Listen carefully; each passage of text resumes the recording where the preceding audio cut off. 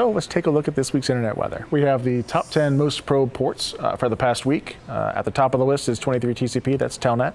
After that, 445, that's SMB. After that, again, this is 22 SSH and 1433 MS SQL Server. And these things haven't changed for the last week. 81 is up at one spot. That's another alternate web port. I'm not really sure what specific traffic is causing this. I mean, when you have this many things running on different web ports, it's kind of hard to know. 3389 is remote desktop protocol, down one spot. 70s 80 TCP, that's just HTTP, and there's 1,001 things. Actually, 1,000 might even be a low estimate for what's running on it. Probably a low estimate. A low estimate, yeah. 5431 is a Broadcom UPNP bug, and it has gone up a whopping number of spots. Wow. There's a reason for this, and we'll get into that a little later. Ninth place is FTP.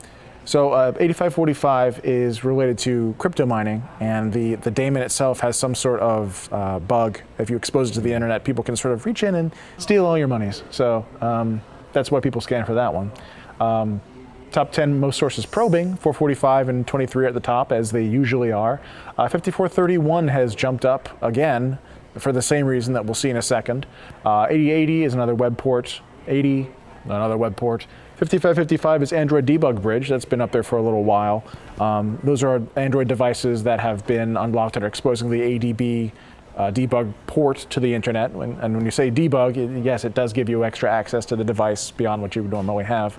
80 ICMP is echo request, so that's people basically pinging for hosts on the internet. 6881 is usually related to BitTorrent, so when you see it here on the list, it may just be that these are large, BitTorrent clouds of peers, and may not necessarily mean that it's scanning, but we put it on the list because it shows up. 81 TCP we talked about a little bit before. 00 ICMP is echo reply. So these are just the responses to pings.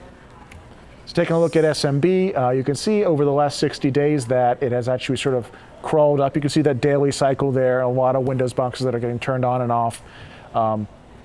And you can see that it is actually slowly breaking that 90,000 scan sources per hour limit. If we were to go back 365 days, you'd probably see a continual trend. This has really been doing this since the days of WannaCry last year, and doesn't really seem to be slowing down at all. 23 TCP is Telnet, and as you can see, it's holding mostly steady, maybe a little bit down, if anything, from previous. And these are the scan flows for the last 60 days. I wouldn't say there's anything necessarily exciting about it, except for the fact that it's held high for so long. I mean, you can see there's still a considerable amount of scanning on this port for the last 60 days, and if you go back even further, consistently. Port 8081 I looked at a couple weeks ago when I was on the show, and it's still a significant amount of scanning on this port, but you saw the peaks back in the start of the month hitting around 13,000 scan sources per hour. Now we're coming down to somewhere around 2,000 scan sources per hour. So the top source is consistently this IT company in Vietnam. Is most of these sources scanning, but it has significantly decreased since the last time we looked. And 5431, I told you we'd get to it, and we will. There was a vulnerability in 2013 related to devices that are based on the Broadcom system on a chip, mostly Cisco and Linksys, although I think the two companies are one and the same these days. So. And the top sources for scanning are ISPs in the US, Italy, and India. This is another IoT bug that seems to be still valuable to someone out there.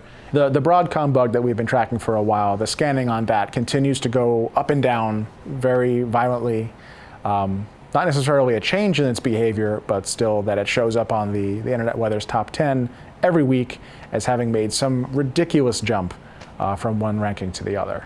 So what do you think are the reasons for that, having it scan heavily for a short period of time and then stopping? Why do you think they would do that? That's a very good question. I would normally assume that they are scanning other things at this time. Although we do not have corresponding spikes like this on any other ports. Otherwise, they would show up in the report. Right. It may just be a limitation of our visibility for what we're seeing. I don't think that's the case. I think maybe someone has a research project or something that they're scanning regularly to do some sort of census to find these sorts of things. Mm-hmm. If they were interested in compromising these devices, I think that you would see a larger baseline most of the time. Right. If there was a bug, then you would start finding more and more of these things compromising, scanning, compromising, scanning, on and on. So that's my take on it, but it's a theory. Sure.